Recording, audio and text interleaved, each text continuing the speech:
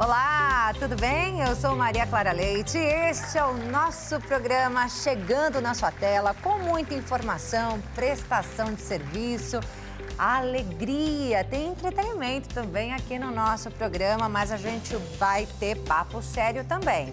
Nós já estamos no Novembro Azul, a campanha de conscientização e prevenção contra o câncer de próstata. Nossa equipe aqui do nosso programa já está toda preparada, aqui ó, com os laços azuis, justamente levantando essa bandeira, apoiando essa campanha. Vamos falar sobre a saúde do homem. Além disso, nós vamos descobrir como evitar o esgotamento mental, um problema que tem atingido cada vez mais brasileiros. Tudo isso você acompanha a partir de agora aqui no nosso programa que já está no ar.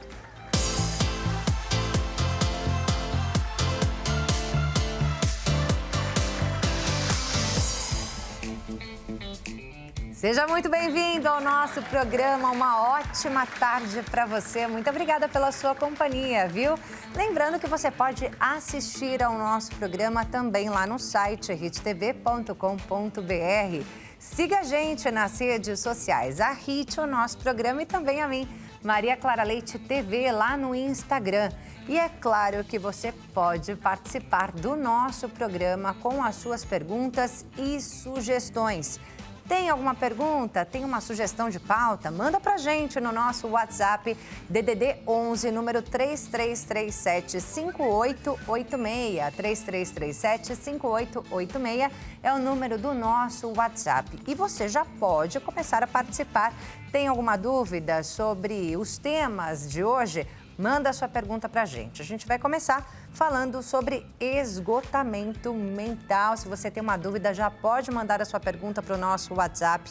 Quem fala sobre esse assunto é a psicóloga clínica e organizacional Amanda Rangel, já aqui com a gente. Seja muito bem-vinda, Amanda. Obrigada, é um prazer imenso estar aqui e poder contribuir, com todos.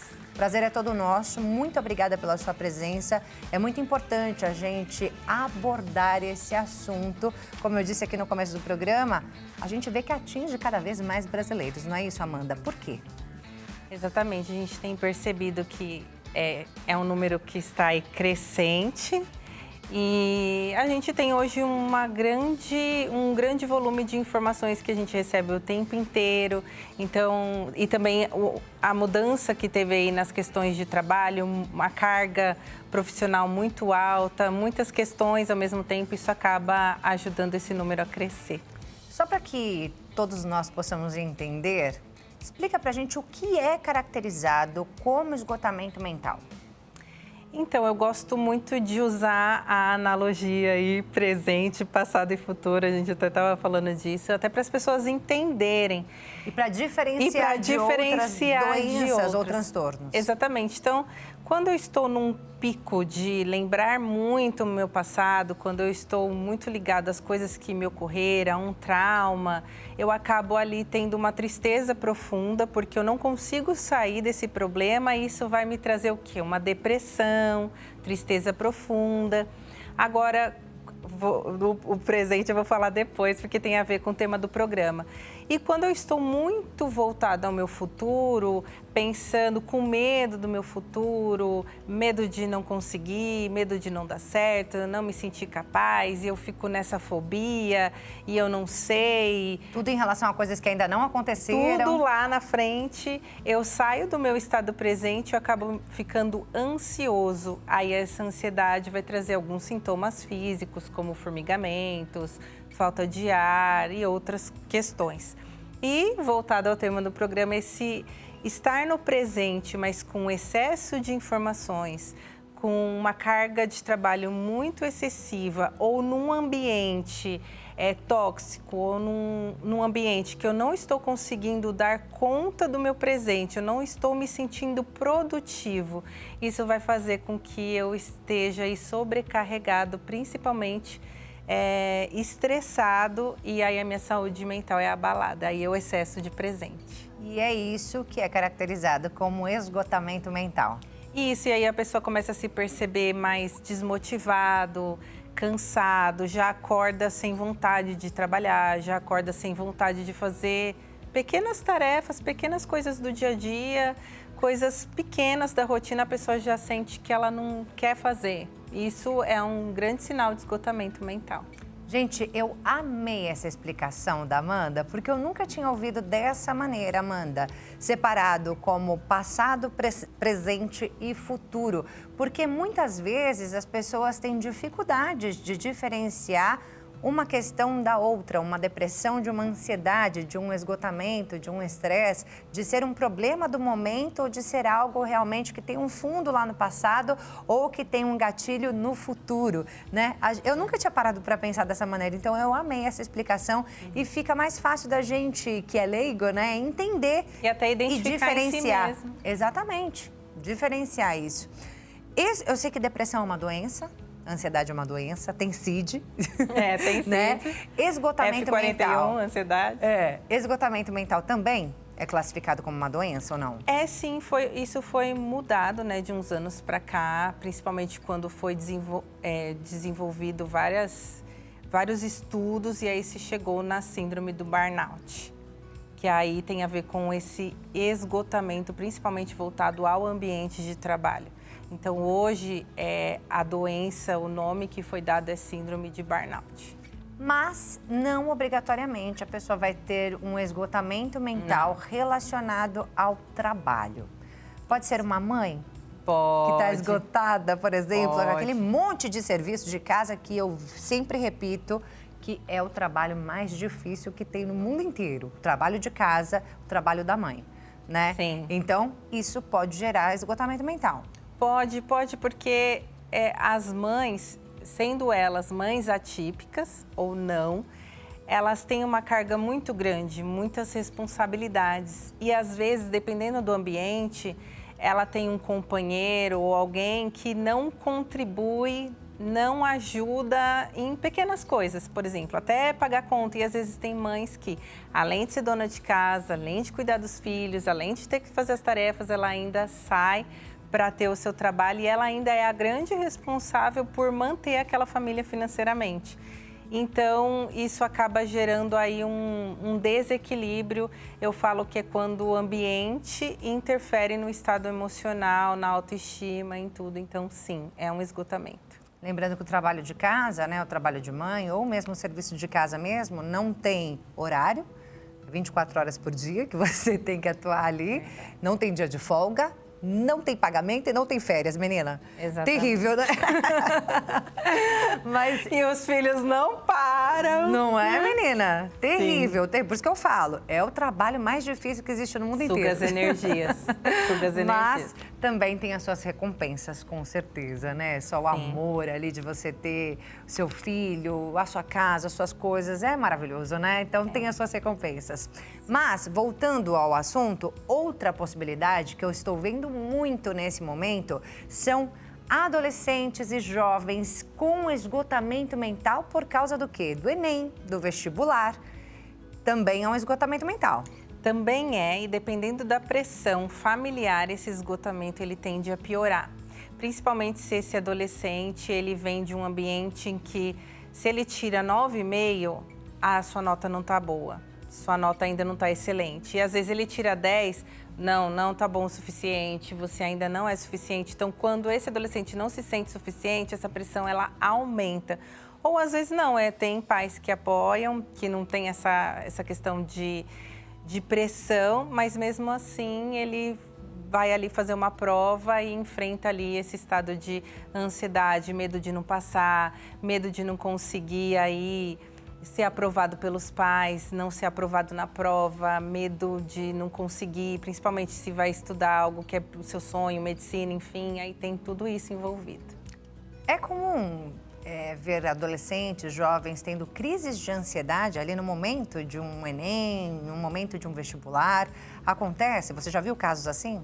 Já vi, inclusive passei por isso nesse domingo, em que uma paciente minha foi ali fazer a prova e as pernas, elas travaram.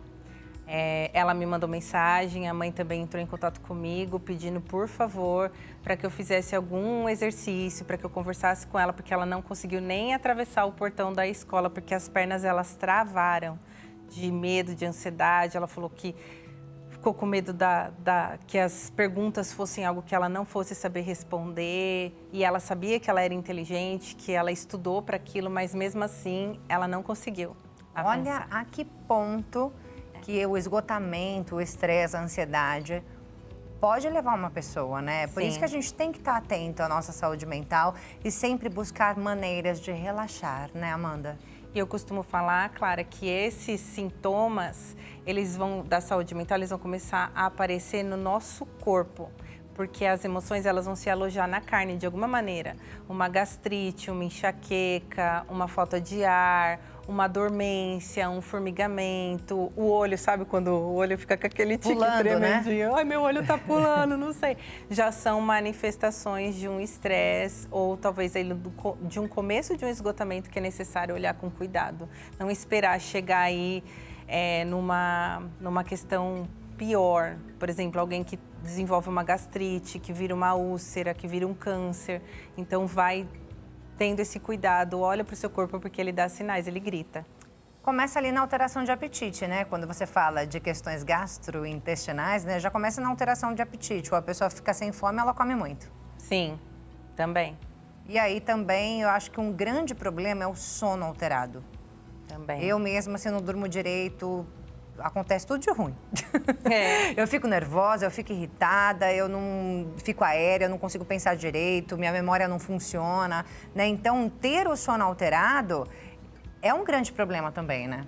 O sono alterado, uma alimentação, excesso de tarefas, de pressões, tudo isso, não fazer uma atividade física, ser uma pessoa que é sedentária, não movimentar o corpo, tudo isso vai impactar, sim, nessas questões. Só para a gente terminar de enumerar, eu queria saber outras situações que podem gerar o esgotamento mental. Como, por exemplo, assim, sei lá, o luto pode gerar um esgotamento mental na pessoa? Então, o luto não chega a ser um esgotamento mental. Vai mais para o lado da depressão, vai mais para o lado desse passado. Eu perdi, o que vai ser da minha vida agora? E tem também a ansiedade envolvida.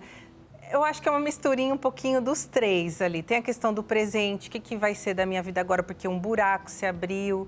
Então, é uma questão de olhar com cuidado para essa pessoa que está vivendo o luto, porque ela precisa passar por ele e ela precisa sair dele. Então, para ela não ficar presa nem no passado, nem no presente, nem no futuro. Para ela viver, né? Seguir adiante. Um divórcio.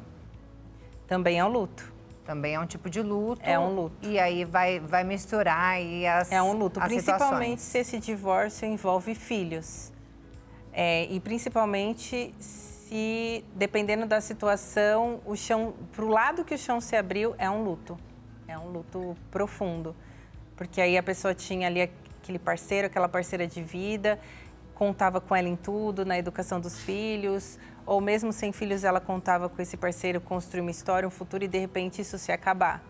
Então, acabou, não tenho mais. E ter que se ver só e ter que mudar toda a sua rotina também é um luto. Outra coisa que tira a nossa paz, não sei se gera o esgotamento, mas dívidas, problemas financeiros. Problemas financeiros levam esgotamento, sim. Sim, porque o financeiro, ele te ajuda a você se alimentar, a você não ser sedentário. O dinheiro paga uma academia, o dinheiro paga as contas essenciais, necessárias de um lar. E acontece que o ambiente que está com essa dívida ou esse esgotamento vai começando a perturbar mentalmente. Eu tenho mesmo um paciente que ele está com a pressão alta, ele está com a arritmia cardíaca, tudo por conta de endividamento financeiro. E isso está afetando os filhos, porque ele não está conseguindo manter coisas básicas, isso está afetando a esposa. Então, sim, é um esgotamento. Você vê que ele se encontra no estado de desânimo, de se sentir sem forças. Por onde eu começo, como que eu vou sair disso? Se eu vender o meu carro, eu tenho a necessidade disso, daquilo, enfim, é um esgotamento, sim, mental, que pode levar a uma depressão e que também deixa no estado de ansiedade, de uma ansiedade generalizada. E aí, Amanda, como é que funciona um tratamento nesse caso, por exemplo, né? Nesse caso de problemas financeiros, acho que a pessoa fala assim, não, só vou ter paz quando eu conseguir pagar as minhas dívidas, quando eu não tiver mais essas contas, né? Mas tem todo um trabalho psicológico por trás disso. Como é que funciona esse tratamento? Então, a minha abordagem na psicologia é a TCC, que é a terapia cognitiva comportamental. Para quem não sabe, a psicologia ela tem várias abordagens, a minha é essa. Então, ela vai trabalhar muito a questão dos comportamentos, dos pensamentos e dos sentimentos. Então, o que eu vou trabalhar nessa pessoa é quais são as crenças que ela tem referente ao dinheiro. Às vezes, se ela tem a crença, dinheiro não dá em árvore, dinheiro é sujo, qual é o contato que ela teve e se ela teve esse ensinamento das finanças. Qual é o padrão de comportamento que ela repete de pai e mãe, às vezes vem de um lar em que não tinha condições financeiras. Então, o trabalhar na terapia são nessas questões mais profundas da pessoa se conhecer e também dar alguns mecanismos ou técnicas para a pessoa conseguir sair disso, olhar para o financeiro com outros olhos e conseguir ali se organizar financeiramente, entendendo que é um processo também para não ter aquela autocobrança, a pessoa ficar mais ainda impactada ou com aquele pensamento, eu não consigo, eu não posso, não vai dar certo. Então, é sempre ali motivando e mostrando há possibilidades. Tem uma técnica que a gente usa muito, que é de ganhos e perdas, que parece até prós e contras, de você tomar uma decisão, antes de tomar uma decisão de sair do trabalho, mudar a sua carreira, tudo voltado se eu pagar essa dívida, como que fica essa? Então, a gente vai trabalhando o paciente para que ele consiga decidir, para que ele se sinta mais produtivo, para que ele se sinta mais convicto de que sim, aquela área da vida dele pode ser transformada. Da situação financeira, eu vou para o trabalho. Tá. A pessoa, ela tem um esgotamento mental ali associado ao trabalho chamado de burnout.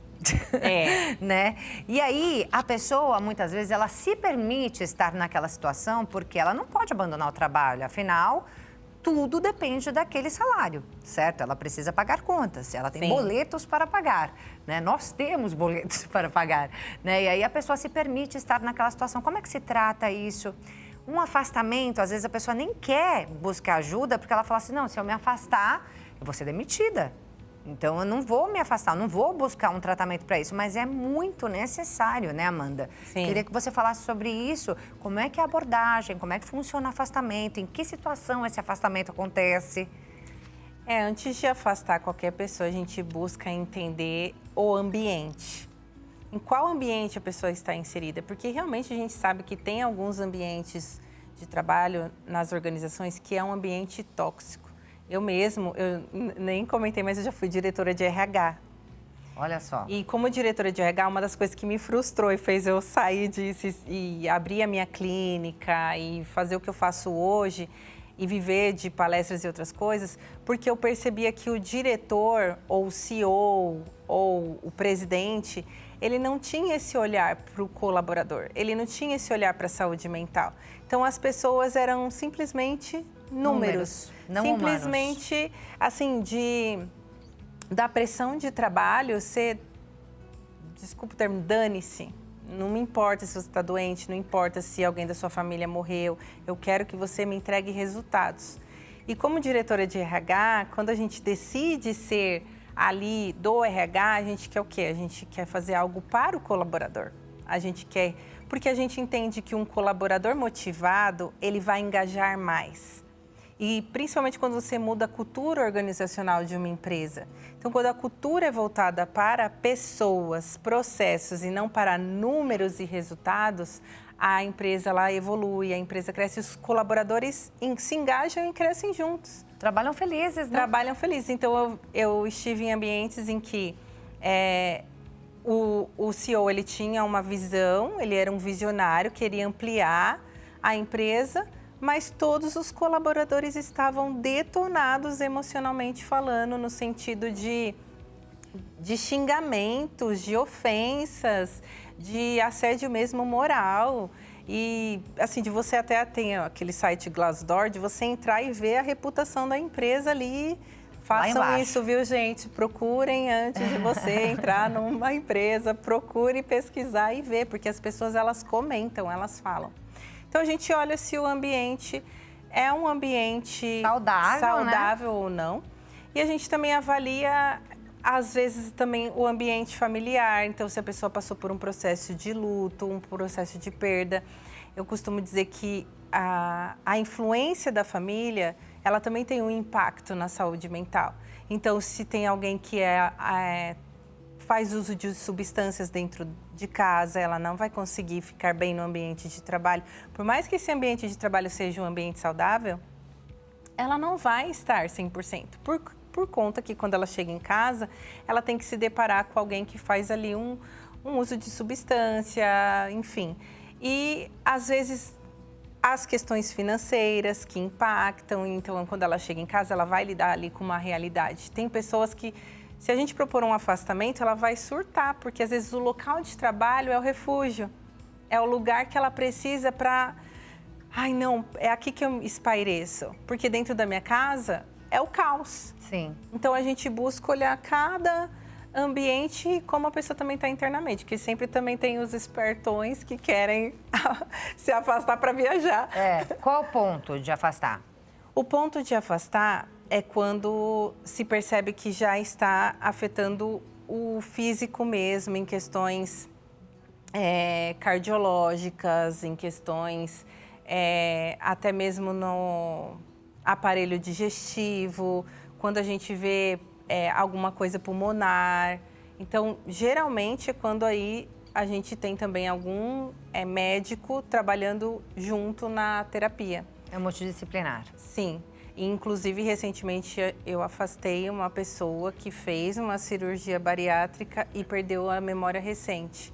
Olha. Então, a gente teve que afastá-la. Então, eu, junto ao neuro, conversamos, equipe multidisciplinar, para ajudar essa pessoa a se reinventar, se reerguer, entender se foi falta de vitaminas, o que aconteceu, né, para que ela não esteja ali gravando a memória de longo prazo. E como é que se faz o contrário? A pessoa tem um problema ali no trabalho, né? Você afasta, manda a pessoa para casa, passa uns dias em casa, vai fazer a terapia, enfim. Ok. Entende-se que vai resolver, né? Entende? É um processo, né? É um processo, mas a pessoa vai para casa, se afasta do trabalho. Mas se o problema está em casa, como você disse, né? Às vezes a pessoa está cercada de problemas em casa. Nós falamos aqui das donas de casa, das mães, muitas vezes estafadas, sobrecarregadas ali dentro de casa. Como é que se afasta a pessoa de casa? Vai pro spa, vai tirar férias. Quem pensa que é fácil assim, né?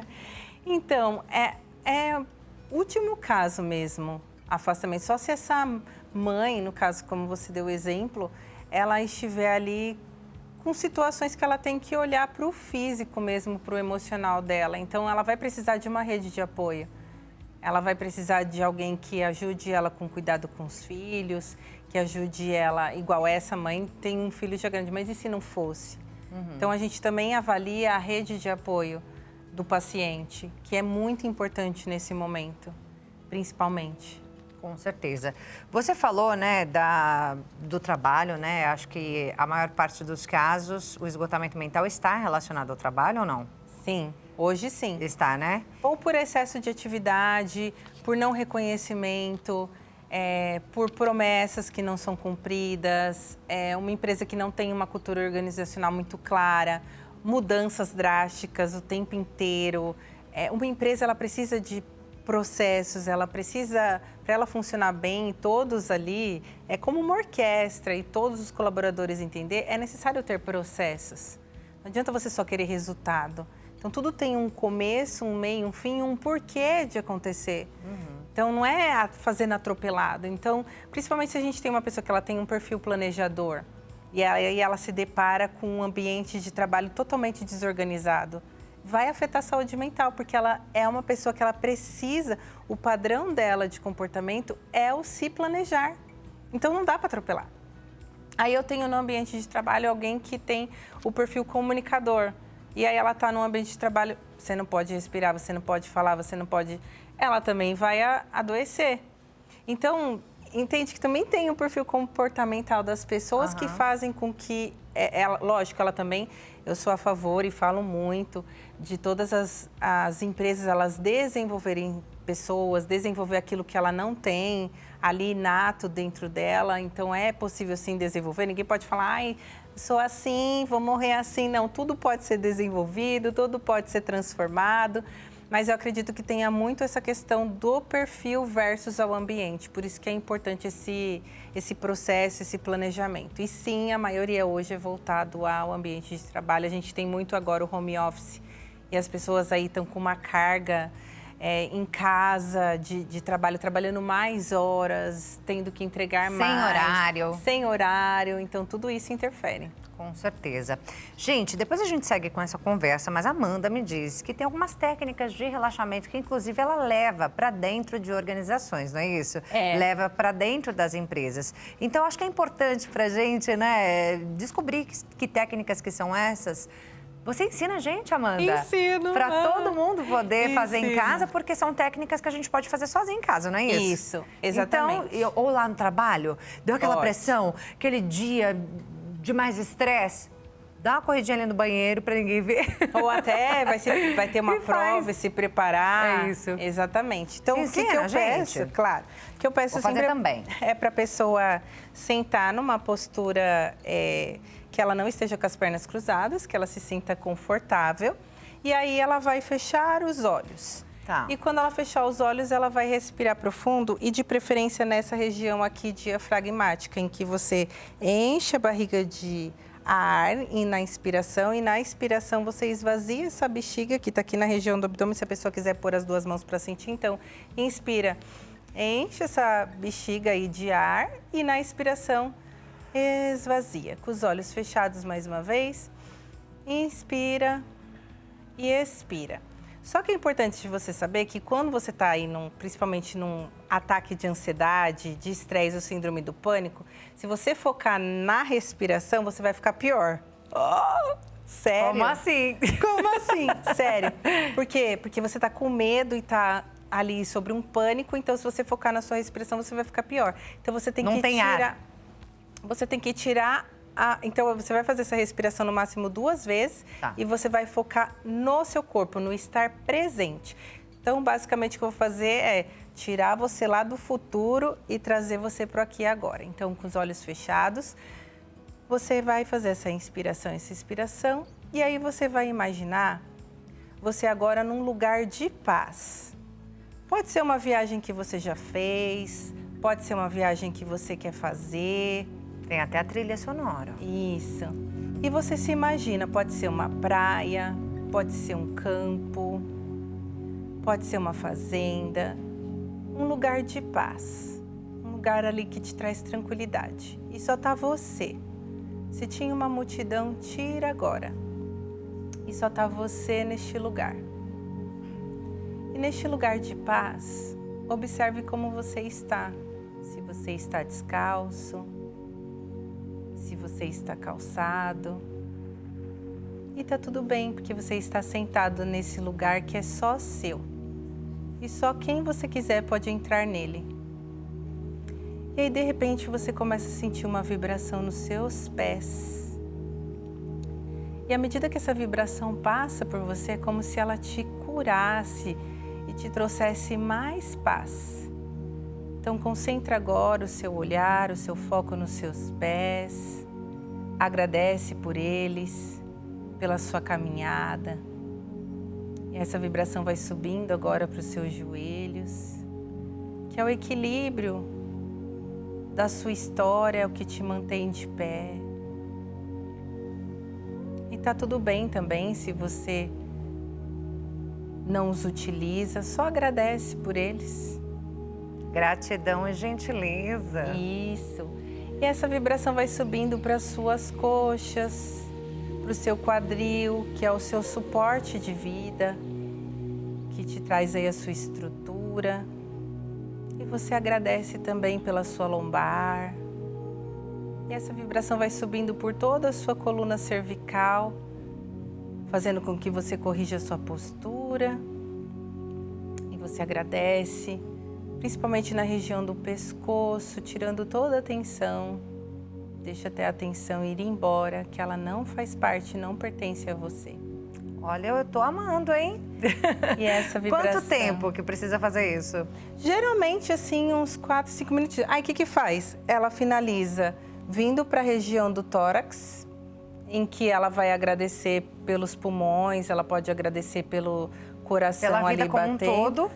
E aí ela finaliza, mas percebe que ali ela já, só desse pouquinho ela já relaxa, porque ela tira o pensamento lá da frente, ela traz para que agora, focando no corpo, no estado físico, no estado presente. Gente, eu amei! E ela consegue relaxar. Dicas de relaxamento. Exatamente. Com Amanda Rangel. Psicóloga clínica e organizacional. Sim. Você leva isso para dentro das empresas também, que é muito necessário, né? Levo sim. Não só isso, mas também alguma questão de desenvolver equipes, liderança. Não só também voltada à saúde mental, mas também desenvolver pessoas, né? Até para reduzir os afastamentos por esgotamento mental, é muito importante que as empresas invistam nisso, né? Exatamente. Que hoje, infelizmente, isso não acontece, mas torcemos para que melhore. É isso aí. Mais alguma dica, Amanda, que você teria para dar para gente? Para o relaxamento, para a gente evitar o esgotamento mental no dia a dia, fazer coisas que a gente gosta, investir nos nossos hobbies. Quais seriam as dicas? Sim, sempre, se está ali no ambiente de trabalho, fazer pausas.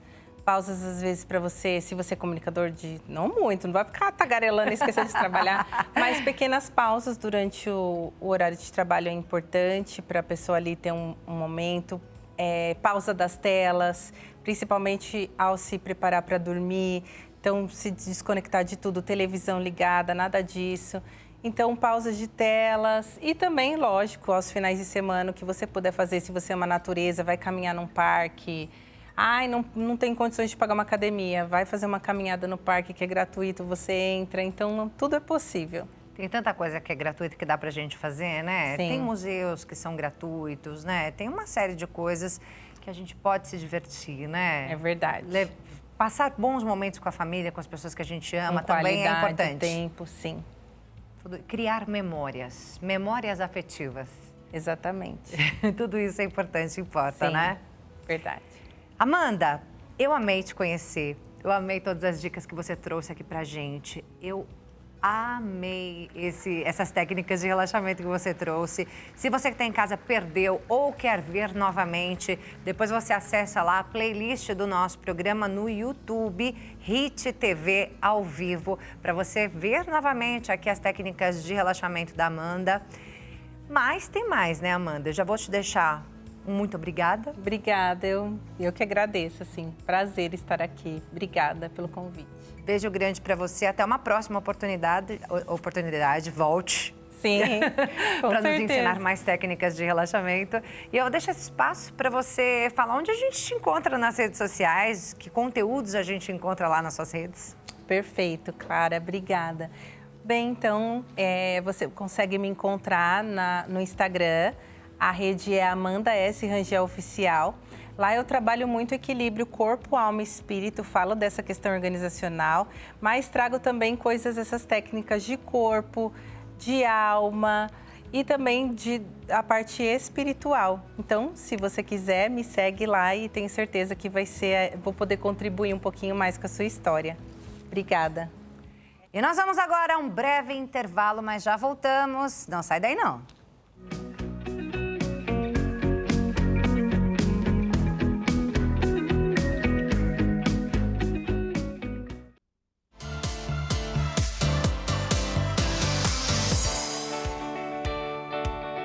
Já estamos de volta com o nosso programa. Uma ótima tarde a você que está chegando agora aqui com a gente.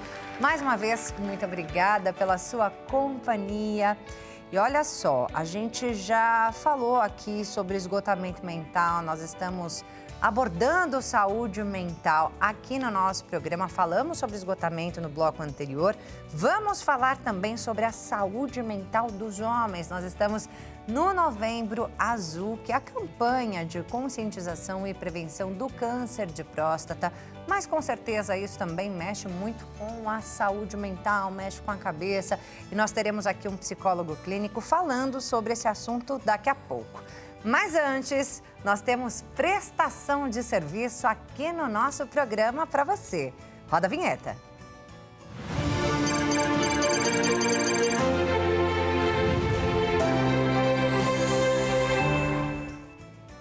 E a gente começa falando de um aplicativo brasileiro que usa a câmera do celular para ler em voz alta as caixas dos remédios.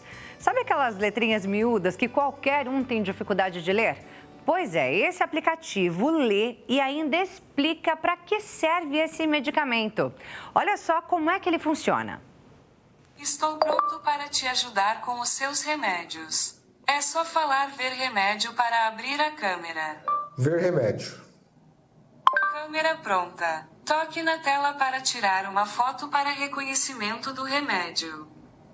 Analisando a imagem. O medicamento da imagem é Trimeb maleato de trimebutina 200 mg. Ele é usado para tratar problemas de digestão, como azia, queimação no estômago e indigestão. Muito legal, né, gente? Para quem se interessou como eu, o aplicativo se chama Amink. Eu vou soletrar. A-M-Y-N-K. Amink. E ele está disponível na loja de aplicativos do seu celular para os sistemas iOS e também Android. Bem, agora o assunto é a vacina em gotas da poliomielite, que foi substituída por uma dose injetável. Com isso, o Brasil segue uma tendência mundial ao interromper o uso das famosas gotinhas. A partir de agora, as crianças menores de 5 anos vão receber 3 doses da vacina contra a poliomielite e mais uma dose de reforço. As primeiras 3 doses devem ser aplicadas aos 2, 4 e 6 meses de vida. E o reforço, que antes era feito com 2 doses em gotas, agora deve acontecer aos 15 meses com uma única dose de vacina injetável. Mas o Ministério da Saúde adverte que isso não quer dizer que o trabalho do Zé Gotinha chegou ao fim. O personagem símbolo da vacinação vai continuar atuando durante as campanhas do país. Agora, bora falar de economia, porque o brasileiro terá mais uma conta para pagar no ano que vem. A partir de janeiro de 2025, todo proprietário de veículo motorizado vai voltar a pagar o seguro DPVAT, aquele que garante a proteção de vítimas de acidentes de trânsito. Esse seguro cobre indenizações por morte, invalidez permanente e faz o reembolso de despesas com assistência médica, também com serviços funerários e reabilitação profissional. A cobrança havia sido extinta em 2020 porque havia um valor acumulado no fundo, que agora acabou. Portanto, a cobrança volta a ser obrigatória para todos os proprietários de veículos, com valor estimado entre R$ 50 e R$ 60 por ano. E o assunto agora é a Black Friday, a sexta-feira de ofertas, que acontece aqui no Brasil já há alguns anos. Falta menos de um mês para essa data especial e o anúncio de promoções já começou. Apesar disso, muitas lojas ainda estão contratando profissionais para esse período de mercado aquecido. Portanto, é a oportunidade de quem busca uma colocação no mercado de trabalho. A expectativa é que sejam preenchidas 450 mil vagas provisórias em todo o país. Entre elas, 40 85% ainda estão em aberto. As seleções para contratação estão em andamento e a maioria das vagas não exige experiência. Portanto, se você aí está procurando emprego, essa é a hora, hein? Este ano, a Black Friday está marcada para o dia 29 de novembro e a previsão é que os eletrodomésticos, eletroeletrônicos e também os móveis dominem o interesse dos clientes. Só que antes de fazer mais contas, que tal se livrar das dívidas, hein? Quem está com o nome sujo tem agora uma oportunidade de renegociar as dívidas com o Feirão Limpa-Nome da Serasa, que já começou em todo o país. São mais de 1.000 empresas participantes, incluindo os setores de varejo, bancos, telecomunicações, empresas de água, luz, entre outras. E os descontos podem chegar em até 90% do valor da dívida. Já ajuda bastante, não é mesmo? Então, preste atenção. As negociações podem ser feitas pelo aplicativo ou pelo site da Serasa até o dia 29 de novembro. Portanto, tem quase um mês aí pela frente para você acertar as suas contas. Para mais informações, acesse serasa.com.br, serasa.com.br. E a nossa prestação de serviço de hoje fica por aqui. Agora nós vamos a mais um breve intervalo e já nós voltamos com muito mais aqui no nosso programa. Continue com a gente.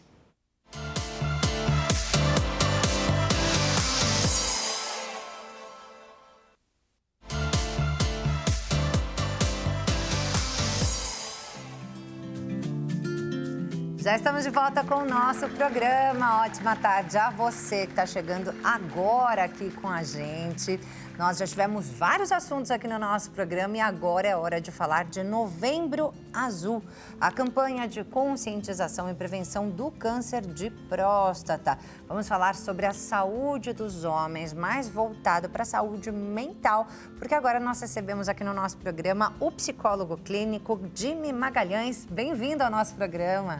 Boa tarde, Clara. Bem-vinda. É sempre um prazer estar aqui com vocês. Prazer é todo nosso e muito prazer em te conhecer, viu? Prazer também, né? Seja bem-vinda aí. Jimmy já é cliente aqui da HIT, não é? Um colaborador, Tá sempre só. por aí, né? Tá sempre Sim. por aí. Mas eu não te conhecia, então um grande prazer, uma honra te receber nosso. aqui, falando sobre esse assunto tão importante, Tão né? sério, né? Com certeza. Vamos falar então sobre o Novembro Azul, né? Que é essa campanha de prevenção contra o câncer de próstata, que é o segundo tipo que mais acomete os homens, Sim. não é isso? Que mais leva a óbito, né? O que mais leva a óbito é o câncer segundo tipo, perdendo somente para o câncer do pulmão. 29%, é isso? Que Isso. representa os óbitos de homens? Sim. Por câncer. Câncer da próstata. E, segundo o INCA, o Instituto Nacional de Câncer, a previsão é que 71 mil novos casos de câncer de próstata venham acontecer até o final de 2024. Sim. Eles colocam um triênio, né, de 2023 a 2025. Então, eles estão com essa perspectiva, essa estatística, e as campanhas estão aí justamente para tentar diminuir esses números, né? E aí a gente pode pensar assim, pô, mas Novembro Azul, qual que é o papel do psicólogo no Novembro Azul? Por que trazer no programa um psicólogo? Clara, o homem culturalmente, ele não procura o médico. É isso. Então, a ideia mesmo também assim, é conscientizar os homens a necessidade de cuidar da sua saúde física, mental e espiritual, para quem acredita também, né? Com certeza. Isso faz a grande diferença. É um número que você até trouxe aqui pra gente, né? As mulheres buscam muito mais cuidados, né, de saúde do que os homens. Começa a proporção é de? 90 para 10, 90% para 10% dos homens. Mas é culturalmente, Clara. Por quê? Quando a menina tem a sua primeira menstruação, a menarca, a mãe já agenda a visita dela ao ginecologista. E aí, anualmente, ela vai fazer algumas visitas. A mulher, ela vai no dermatologista, ela vai no nutricionista, vai nos outros médicos. O homem, ele busca somente o serviço de pronto atendimento quando não está aguentando mais. Sim. E aí, por que o Novembro Azul? Para diagnosticar precocemente no caso específico do câncer da próstata, bem como outros também. A gente precisa que esse homem vá até o serviço público de saúde, o serviço particular, que ele vai até um profissional, que aí sim ele vai ser avaliado, que às vezes não tem o câncer, mas está com colesterol alto, está com a diabetes descompensada. Problemas cardiovasculares como um todo, que também, né? que é um conjunto. Então o homem precisa cuidar de si, né? E a campanha vem justamente para isso. Por quê? Clara, tem estatística que se detectado precocemente, a cura chega a 94% dos casos. Ou seja, é quase uma cura garantida. Quase uma cura garantida. O interessante é o quê? Procurar fazer os exames, ir até o médico, entender se você está num grupo de risco, se você não está, como que funciona, por que eu tenho que ir, com que idade eu devo ir, no caso do câncer da próstata, que idade que, por exemplo, o adolescente deve ir ao médico. A partir de quando o menino, o adolescente deve ir ao médico? Para que ele deve ir ao médico? No caso das meninas? Na primeira menarca. Para dos meninos, na sua adolescência. Também, para ver né? como que tá essas Mesma questões. fase. Sim, na mesma fase. Até porque que vai ter um período que ele já não vai mais passar no pediatra. Seu filho vai chegar nesse período, né? Aos seus 13 anos, ele não vai mais passar no pediatra. Ele vai Muda, né? Vira vai ser fase. acompanhado por um clínico. Então, tendo essa cultura de ir ao médico, a qualidade de vida que você vai ter, prevenindo essas questões é muito grande. Doutor, o que acontece com os homens, né? Você, como psicólogo, explica para mim. Os homens não vão ao médico porque não se importam ou porque têm medo de descobrir uma doença? Bom, primeiro a gente traz culturalmente essa ideia que o homem não chora, o homem é forte, né? E nós tivemos um belíssimo bloco anterior desse sobre a saúde, extrapolando, né? O esgotamento mental. O mental. esgotamento, normalmente o homem chega naquele nível para procurar ajuda, né? Porque culturalmente tem isso, não é nada. Existe um uso abusivo dos homens por medicação por conta própria. Então todo homem sabe, automedicação, todo homem tem um remédio, é isso, não quer nem ficar. Então culturalmente não é nem medo. É porque ele acha que não necessita. Ainda existe aquela masculinidade tóxica? Muito. Né? Ainda existe. Infelizmente, nós trazemos uma herança de um machismo cultural que impera, né? E quando eu falo infelizmente, porque nesse sentido só traz retrocesso para a população, para as famílias em si. O machismo cultural, ele aumenta a violência contra a mulher, ele aumenta a violência contra a criança, né? Então ele aumenta não o seu autocuidado e é um retrocesso. Então, assim, quando um programa como esse, de nível nacional e internacional, coloca à disposição um tema desse, uma temática dessa, convidando os homens e as mulheres que estão assistindo, porque às vezes o homem não está assistindo, mas as esposas, as filhas, as sobrinhas, as irmãs estão assistindo e são grandes responsáveis por essa mudança de paradigma. São elas que vão incentivar, São elas que vão incentivar. É preciso desse São apoio elas que familiar. vão marcar. É necessário, porque se depender dele, Clara, não vai. É isso, e é verdade, viu? Conheço muitos assim, a mulher tem que ficar ali, ó, no pé, falando, não, tem que ir ao médico, tem que ir, até conseguir convencer o homem a ir buscar ali uma ajuda, buscar por mais saúde. Por mais saúde. E isso é extremamente necessário em todos os aspectos da vida. A gente está falando da saúde do homem aqui, né? Hoje, o homem, qual que é o médico do homem, né? Então vamos falar, das mulheres todo mundo conhece o médico da mulher, o ginecologista, é o urologista, o andrologista. E hoje, cara, infelizmente, a primeira consulta do homem ao urologista não está indo para prevenção. É pelo problema. É por dificuldades na sua sexualidade. E aí você vê pessoas novas indo ao urologista por dificuldades na sua sexualidade, né? Olha só. Então, a preocupação. E muitas vezes homem, está relacionado com a cabeça, não? Normalmente, é quase mental. 80%, 90% dos casos de homens que têm dificuldade não na é sua problema vida físico. íntima. Não é problema físico. É a tal da ansiedade de performance, né? Derruba qualquer um. E aí vai passar no médico, vai fazer todos os exames e vai constatar que vai ser encaminhado para o psicólogo. Vai lá que o seu problema está aqui. Como que a nossa mente, ela organiza o nosso corpo, né, Clara? Você vê que você estava aqui, você fez um exercício simples, mas já sentiu 2 minutinhos de exercício já dá uma relaxada. Bem-estar. Por quê? Foi te proposto algo para você ir pensando, você não estava pensando naquilo. Então, você sai do ambiente onde você está, né? Do problema. Para pensar na gente. Quando a gente coloca, estabelece metas para a gente chegar na nossa vida. A gente quer viver bem para nós, para nossa família, para os nossos filhos, para a sociedade.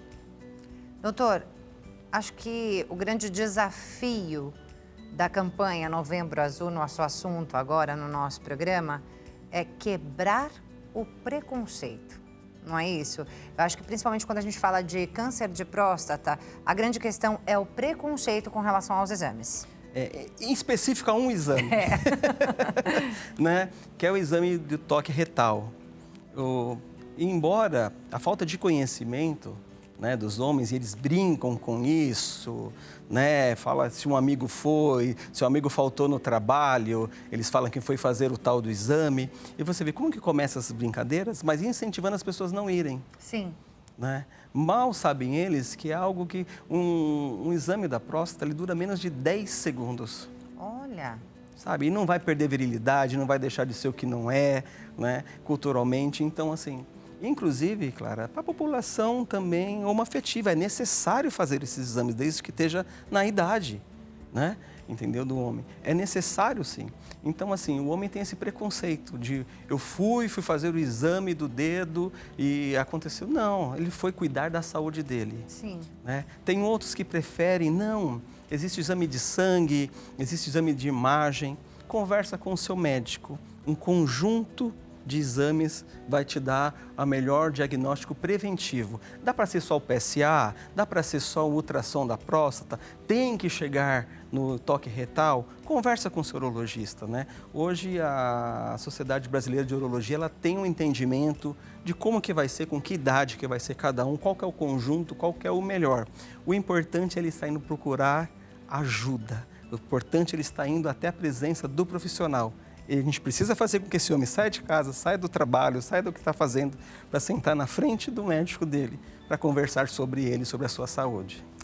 Doutor, a campanha, ela traz aí a necessidade de prevenção por meio de exames, né, com certeza, né, pela visita ao médico, de forma periódica, uma vez por ano, né, a partir de uma determinada idade, normalmente 50 anos, não é isso? Isso, tem para quem não tem casos na família. Isso, porque não está num público-alvo. Sim. Se você for afrodescendente, a gente vai pensar em 45 anos.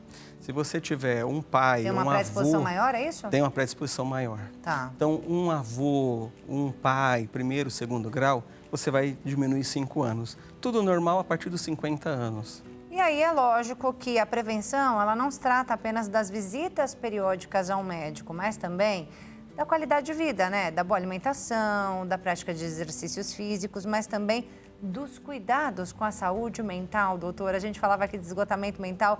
Quanto é importante a gente cuidar da nossa saúde mental e como? Bom, é um tema, né, Clara, que assim, nós não vemos às vezes não damos tanta importância, até que se precise, até que se chegue no esgotamento, até que você tenha um familiar. E aí, falando especificamente do homem, como o homem não vai nem ao médico, imagine falar das suas emoções. Mulher, às vezes vocês têm um ambiente de trabalho, fala de uma dificuldade, olha, meu filho machucou hoje, o homem não fala, ele chega para trabalhar, ele usa o silêncio, ele fica quieto. E aí nós vemos de um Setembro Amarelo, né, o número de suicídios que aumentou. E entre os homens o número é maior. Por quê? Não na tentativa. Porque os homens, eles concretizam. Existe mais tentativa por mulheres, mas o que acontece mais são os homens. Mas aí o homem, ele tem mais isso porque ele reprime essas emoções, né? Ele reprime e não sabe lidar com isso. Então, aprender a lidar, falar das suas emoções, né? Procurar um profissional de confiança. Normalmente, tem homens que falam assim, eu não quero uma psicóloga mulher. Não, não tem isso. Ele tem que se sentir bem. Se for um profissional, que ele se sinta bem, se sinta acolhido, se sinta que as suas emoções estão protegidas ali. Mas é tão necessário isso, Clara, que isso alivia a nossa alma, né? Como já dizia o filósofo, grande não é aquele que domina uma cidade, grande é aquele que domina a si próprio. Olha para dentro e busca as informações, busca entender. Eu gosto muito de uma música do Titãs que diz assim, é preciso saber viver. E quem espera que a vida seja feita de ilusão pode até ficar maluco, né? A vida Ou não é morrer ilusão. na solidão. Né? Então, é preciso saber Não é? viver. O que a gente aprende? Todo dia a gente não tem que aprender a viver, não tem que aprender a solucionar problemas. Sim. Nos bastidores mesmo você estava trazendo uma questão sua e você aprendeu a viver com o seu filho, buscando, não é? Sim. A gente não olha para cima. Então, quando a pessoa não busca essas informações, não tem isso, tudo para ela parece que é catastrófico. Parece que tudo existe solução, existem inúmeras soluções. Só que para a pessoa que está vivenciando isso, Clara, para ela não tem.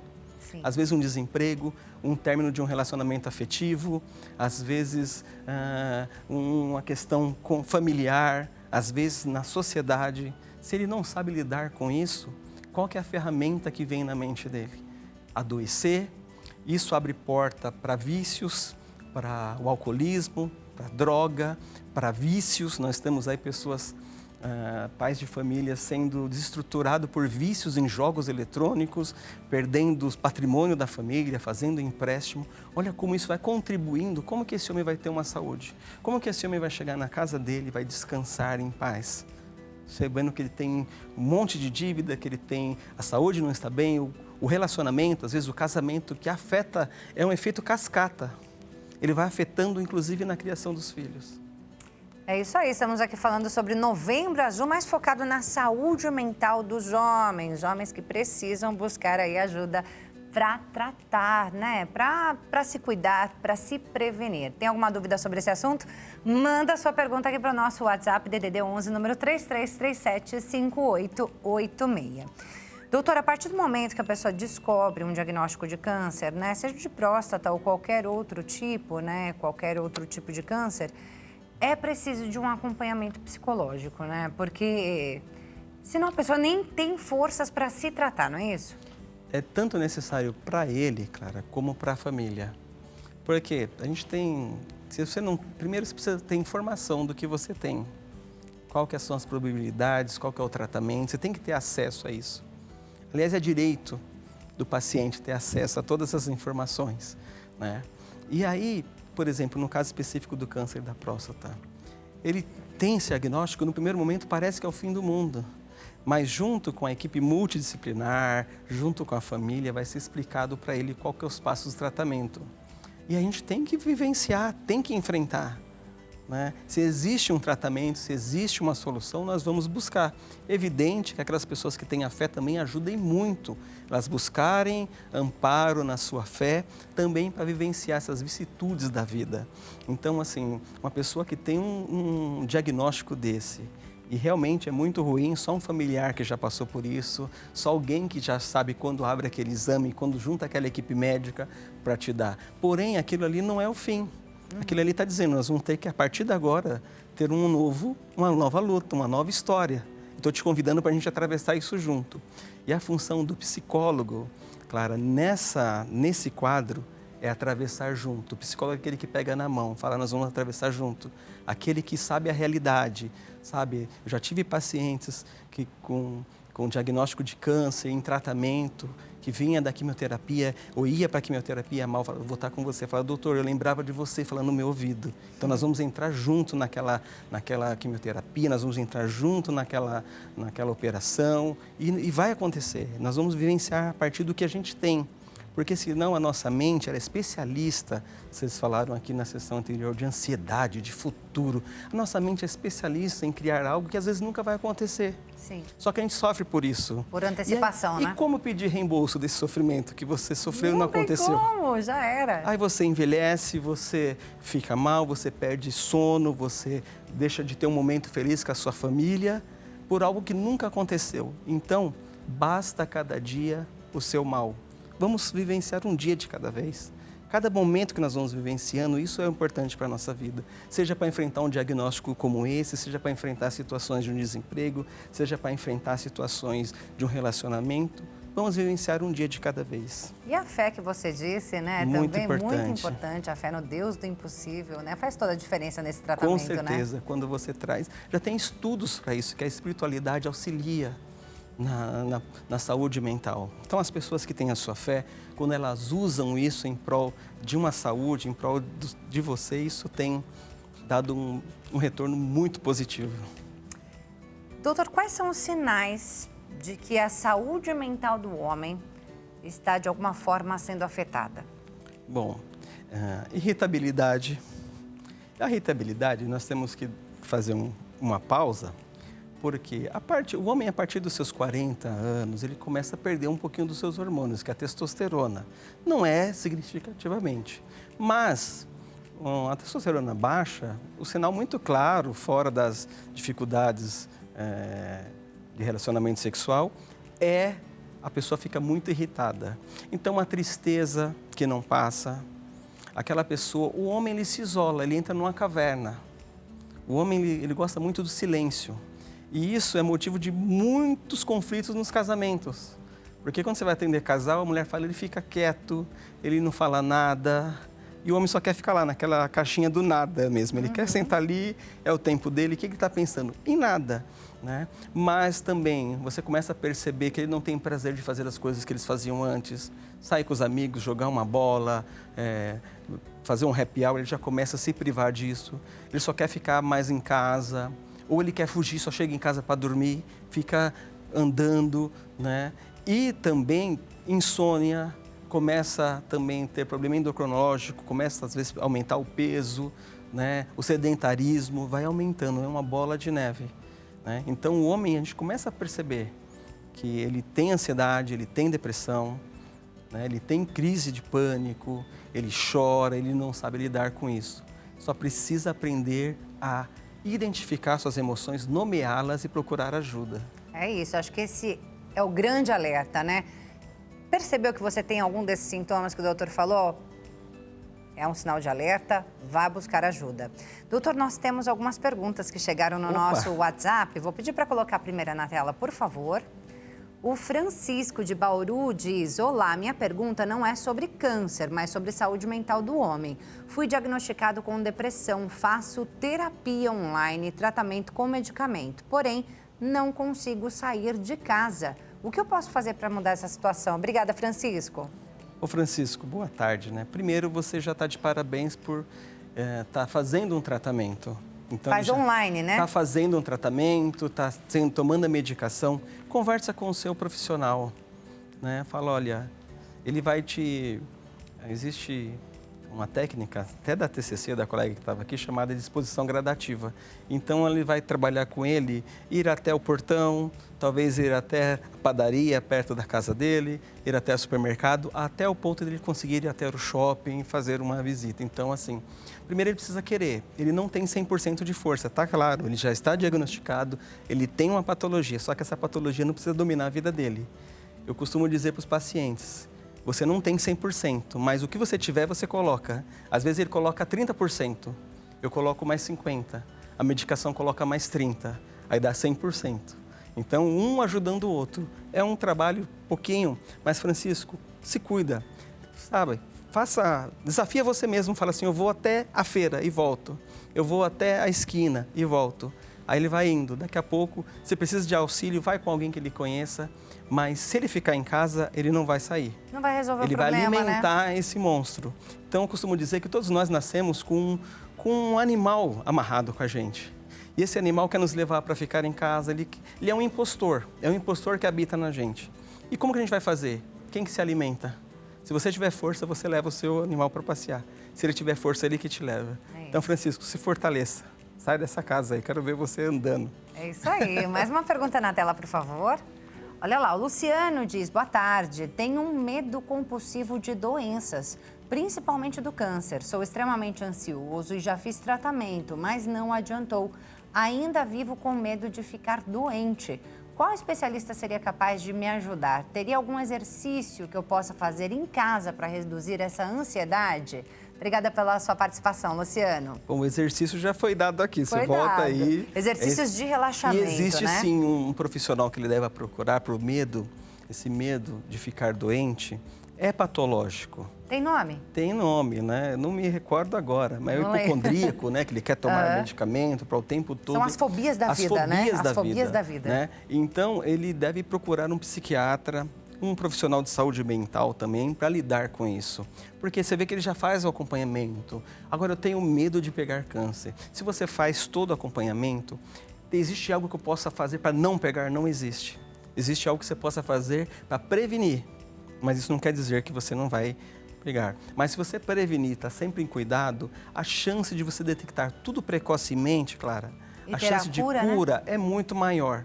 Só que se ele só ficar pensando na doença, ele não pensa que ele está vivendo. Então, ele não está doente. Então, vive hoje, vive o agora.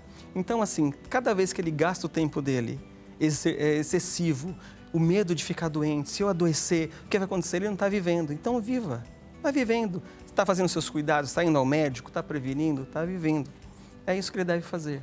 Grande dica, viva o momento, não é isso, doutor?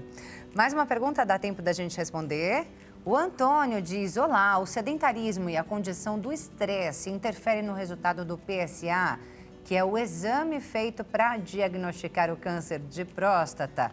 Será que o sedentarismo e o estresse interferem nisso? Obrigada, Antônio. Eu acredito que não, viu? As orientações para fazer o PSA têm umas recomendações. 3 dias antes não andar de bicicleta, não ter relação sexual. Então, é mais para esse sentido. As questões de saúde mental. Isto vai talvez dar alteração na pressão arterial, em alguma outra questão. Mas né? não no PSA. Não no PSA. O PSA é um antígeno, vai medir exatamente se tem... É o quê? Exame de sangue? É um exame de sangue. Entendi. Todo mundo só quer fazer esse. Todos os homens só querem fazer esse exame de sangue. Mas assim, evidente, se ele está estressado, se ele está sedentário, ele já tem uma predisposição para doenças, não só o câncer da próstata, né? Então, cuida do sedentarismo, cuida do estresse, né? Existe um estresse que ele é normal da nossa vida. Agora, exacerbadamente, você acordar, ninguém funciona no 220 toda hora. Ninguém funciona na alta. A gente traz precisa... doença sim, né? Sim, traz não tem doenças como. para o nosso corpo. Nós não temos esse limite. Porque a pessoa estressada não se cuida também, né, Pega um doutor? carro e começa a andar só na alta. Ele era para, a primeira revisão era para você fazer com 1 ano, você vai ter que levar em 2 meses para fazer. Isso aí. Mais uma perguntinha, dá tempo de responder. A Maria Helena diz, boa tarde, meu marido fez a retirada total da próstata há 2 anos e hoje faz acompanhamento regularmente, mas vive com medo de ter uma recidiva. Seria importante ele fazer acompanhamento psicológico para tirar essas coisas da cabeça? Como faço para convencê-lo a cuidar da saúde mental? Obrigada, Maria Helena. Olha aí as mulheres já tomando a frente para cuidar dos maridos, né? Maria Helena, bom, ele já fez uma cirurgia que é uma das mais indicadas, Sim. Retirada total. Então, conversa com a equipe médica dele e vai falar das probabilidades. Essa cirurgia que ele fez é a mais segura, a que tem a menor probabilidade de reincidência. Só que se ele ficar pensando nisso também, ele não vai vivenciar com você uma nova vida, um novo olhar. Ele superou o câncer, ele tinha que falar, olha, eu já passei por isso. Ele tinha que estar dando palestra agora. Eu fui, testemunho, me tratei, não é? Testemunho, tratei e estou vivendo bem agora, estou vivendo a minha vida. Né? E como ele já teve isso, ele vai fazer o acompanhamento. Mas ele vai fazer a cada 6 meses, a cada 1 ano, a cada 2 anos. E tem que tirar da cabeça, e é importante. Se isso não sai da cabeça, tem que fazer um acompanhamento psicológico, sim, né? Porque enquanto isso Como é que a esposa tira ele da cadeira para ir? Enquanto isso está na cabeça dele, algo que era para estar lá não está. Não está ocupando. Então, em vez de ele pensar no futuro, pensar numa viagem com ela, pensar o que nós vamos fazer, ele está pensando o que eu posso fazer para não voltar isso. Ele já fez tudo o que ele tinha que fazer. E como é que faz, doutor, para tirar ele da cadeira e levar para o consultório? Olha, a gente precisa viver melhor. Não é? Você está sofrendo, eu estou sofrendo. Qual que é o limite da pessoa procurar atendimento, Clara? Quando há o sofrimento, para ela ou para o trem. Tem pessoas que vivenciam situações que a gente fala, mas ela está sofrendo. Para ela fala assim, para mim está tudo bem. Tem que ir ao médico? Não, que ela está vivendo com aquilo. Ou tem pessoas que para ela está bem, mas para a família não está bem. Então, tem o sofrimento, é o indicador que precisa ser cuidado emocionalmente essa pessoa. Doutor, último minutinho do nosso programa, vou deixar para você dar aquela última dica de ouro. Opa, a dica de ouro hoje, Novembro Azul. Você que é homem, você que tem um pai, um filho, um esposo, um irmão, procura ajuda para ele, né? O preconceito tem que ficar de lado. Quero mandar um abraço aqui para os meus amigos do Ministério Público, Assessoria Militar, que está nos assistindo, todos os promotores, procuradores, que a gente trabalha na nossa igreja, e convidar todos os homens a cuidar da sua saúde física, mental e espiritual. É isso aí, bora prevenir. Vou colocar na tela aqui o @ do psicólogo clínico Jimmy Magalhães, doutor Jimmy, que esteve com a gente aqui. Olha lá, @psi de psicólogo, Jimmy com 2 M's e Y Magalhães. Psi Jimmy Magalhães. Amei, doutor. Obrigada, viu? Eu também amei, que bom. Muito obrigada Até por a trazer próxima. informações tão importantes para a gente aqui no nosso programa hoje. Obrigado a vocês. Até a próxima oportunidade, volte também, Com viu? certeza. A você que nos acompanhou, muito obrigada pela sua companhia. Foi muita informação de qualidade que a gente trouxe aqui para você hoje, por meio dos nossos convidados, para que a gente cuide mais da nossa saúde física e mental, não é isso mesmo? Então, bora colocar tudo isso em prática. Beijo grande para você e até a próxima!